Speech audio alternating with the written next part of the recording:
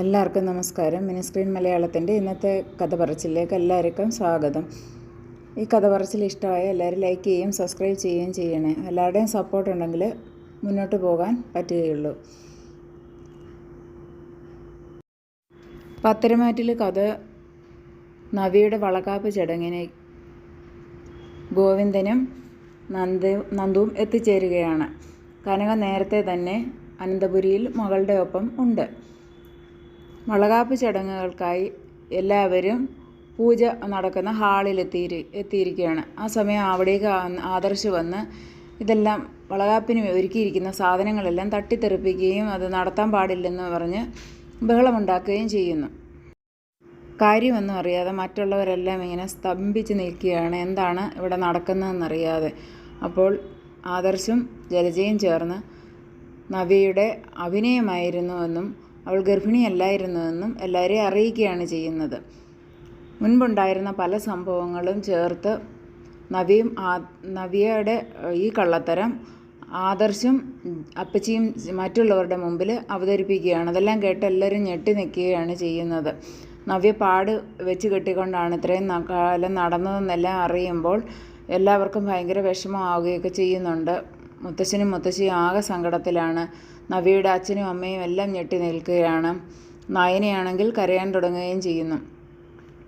നയനയ്ക്ക് സംഭവങ്ങളെല്ലാം അറിയാമായിരുന്നുവെങ്കിലും നയനയും ആരോടും പറഞ്ഞിരുന്നില്ല. ആദർശ് കനകയോട് ചോദിക്കുന്നുണ്ട്, അമ്മയ്ക്ക് ഇത് നേരത്തെ അറിയാമായിരുന്നു എന്ന്. അപ്പോൾ കനക കരഞ്ഞുകൊണ്ട് പറയുന്നുണ്ട്, ഇല്ലമ്മനെ ഞാൻ അറിഞ്ഞിരുന്നില്ല എന്ന്.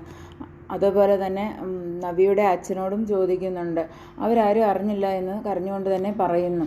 അപ്പോൾ അവസാനം നയനയുടെ അടുത്ത് വന്ന് ആദർശ് ചോദിക്കുകയാണ്, നിനക്കിതറിയാമായിരുന്നു എന്ന്. എല്ലാവരും നയനയ്ക്കിത് അറിയില്ലായിരുന്നു എന്നുള്ളൊരു മറുപടിയാണ് പ്രതീക്ഷിക്കുന്നതെങ്കിലും നയന സത്യം പറയുകയാണ്. നയനയ്ക്ക് ഈ സംഭവങ്ങൾ അറിയാമായിരുന്നെന്നും നവ്യ ആത്മഹത്യാ ഭീഷണി മുഴക്കിയാണ് ഡോക്ടറെ പോലെ തന്നെ നയനയെയും ഇതേപോലെ ഈ കള്ളത്തരത്തിന് കൂട്ടു നിൽക്കാൻ പ്രേരിപ്പിച്ചതെന്ന് നയന എല്ലാവരോടും തുറന്നു പറയുകയാണ്. സത്യങ്ങളെല്ലാം അറിഞ്ഞതോടെ അനന്തപുരിയിലെ അപ്പച്ചിയും അതേപോലെ തന്നെ ആദർശിൻ്റെ അമ്മയും ആകെ കലിയിളകി അവർ പറയുകയാണ്, അവർ ഈ രണ്ട് മരുമക്കളും അവിടെ നിൽക്കാൻ യോഗ്യതയില്ലെന്ന് അവർ രണ്ടുപേരും ആവർത്തിച്ച് പറയുകയാണ് ചെയ്യുന്നത്. ഇതെല്ലാം കേട്ട ആദർശ് ഒരു തീരുമാനം എടുക്കുകയാണ്. അതിന് നവിക്ക് ഇത്രയും സപ്പോർട്ട് ചെയ്ത നയന ഇനി മുതൽ അനന്തപുരിയിൽ താമസിക്കാനും ആദർശിൻ്റെ ഭാര്യയായിരിക്കാനുള്ള അവകാശമില്ലെന്നും പറഞ്ഞ് ആദർശ് ആകെ കലി തുള്ളുകയാണ് ചെയ്യുന്നത്. ആദർശിനൊപ്പം ജലജയും കൂടി ചേർന്ന് രണ്ടുപേരെയും വിളിച്ചുകൊണ്ട് പോകണം മക്കളെയെന്നും പറഞ്ഞ് കനകയോടും ഗോവിന്ദനോടും കയർത്ത് സംസാരിക്കുന്നു. അച്ഛനും അമ്മയ്ക്കും ഒപ്പം വീട്ടിലേക്ക് പോകാൻ നവ്യ തയ്യാറാകുന്നില്ല. നവ്യ അഭിയെ കുറ്റപ്പെടുത്തുകയാണ് ചെയ്യുന്നത്. അഭിയാണ് തെറ്റ് ചെയ്തതെന്നും കല്യാണത്തിന് മുമ്പേ താലി കെട്ടി താമസിച്ചിരുന്നുവെന്നും ഉള്ള സംഭവം അത് കഴിഞ്ഞതിന് ശേഷം മറ്റൊരു പെൺകുട്ടിയെ വിവാഹം കഴിക്കാൻ ആഗ്രഹിച്ചപ്പോഴാണ് ആ കല്യാണം മുടക്കാൻ വേണ്ടി നവ്യ കള്ളം പറഞ്ഞതെന്നും നവ്യയോട് പറയുകയാണ്. ഇതെല്ലാം കേട്ടെല്ലാവരും ഇങ്ങനെ എന്താണ് പറയേണ്ടതെന്നുള്ള അറിയാതെ നിൽക്കുകയാണ്. നവ്യയും നയനയും വീട് വിട്ടു പോകണമെന്ന് ജലജയും ദേവയാനിയും ആവർത്തിച്ച് പറയുന്നു. എന്നാൽ നവ്യ ഒട്ടും കൂട്ടാക്കുന്നില്ല.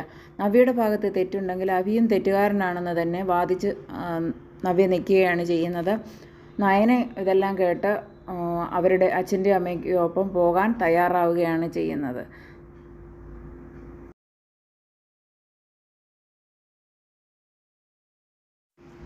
നയന പോകാനിറങ്ങുന്നത് കാണുമ്പോൾ മുത്തശ്ശൻ തളർന്നു വീഴുകയാണ് ചെയ്യുന്നത്.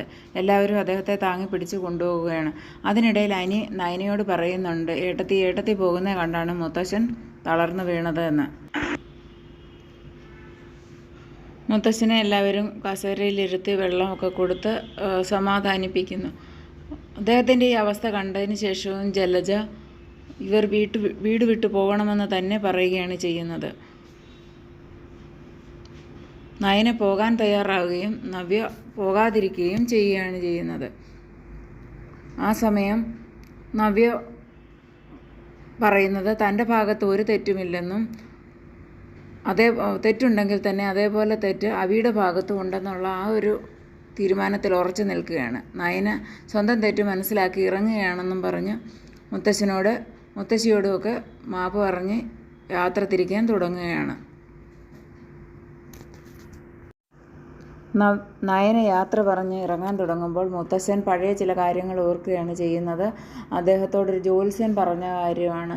കൊച്ചുമകൻ്റെയും നയനയുടെയും ജാതകം വളരെ ചേർച്ചയുള്ളതും മഹാലക്ഷ്മിയെപ്പോലൊരു പെൺകുട്ടിയാണ് നയനയെന്നും അദ്ദേഹം മുത്തശ്ശനോട് പറഞ്ഞിട്ടുണ്ടായിരുന്നു.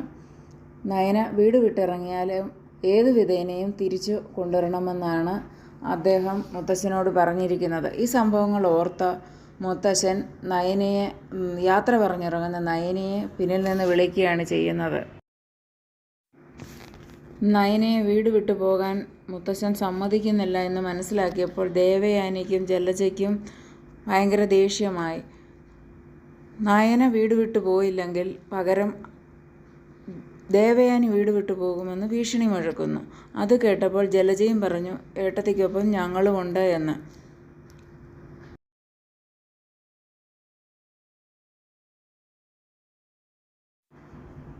ആര് പോയാലും നയനമോൾ ഇവിടെ വേണമെന്ന് മുത്തശ്ശൻ പറയുകയാണ് ചെയ്യുന്നത്. ഇത് കേൾക്കുമ്പോൾ ജലജയ്ക്കും ദേവയാനിക്കും ഭയങ്കര ദേഷ്യം വരികയാണ് ചെയ്യുന്നത്. ദേവയാനി പറയുന്നുണ്ട്